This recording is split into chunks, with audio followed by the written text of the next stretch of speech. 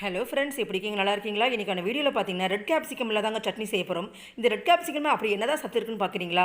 அதாவது கேரட்டோட 3 மடங்கு வந்து சத்து உடையதுங்க. கண்டிப்பாக அந்த சட்னியை செஞ்சு கொடுங்க.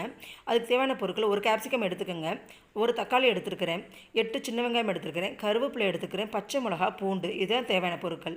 இப்போ வந்து ஒரு இரும்பு சட்டி எடுத்துக்கலாம். இரும்பு சட்டியில் நம்ம வந்து நல்லெண்ணெய் சேர்த்துக்கலாம். நல்லெண்ணெய் காஞ்சதுக்கப்புறம் கடுகு, உளுத்தம் பருப்பு சேர்த்துக்கலாம். இப்போ வந்து நம்ம கருவேப்பிலை சேர்த்துட்டு நல்லா பொன்னிறமாக வந்து வறுத்து எடுத்துக்கோங்க. கருக விட்டுறாதீங்க. இந்த சமயத்தில் நம்ம வந்து நறுக்கி வைத்த பூண்டு இதையும் நம்ம சேர்த்துக்கலாம். இப்போ தேவையான அளவு வெங்காயம், பச்சை மிளகா இதையும் சேர்த்து நல்லா வதக்கி விட்டுருங்க. இப்போ வந்து நறுக்கி வைத்த தக்காளி அதையும் சேர்த்துட்டு நல்லா வதக்கி விட்டுருங்க.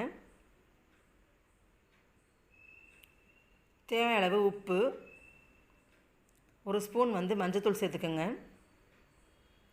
இப்போ வந்து எல்லாத்தையும் நல்லா வதக்கி விட்டுருங்க. இப்போ நல்லா வதக்கியாச்சு. இப்போ நறுக்கி வைத்த கேப்சிகம் இதையும் வந்து நம்ம சேர்த்துக்கலாம்.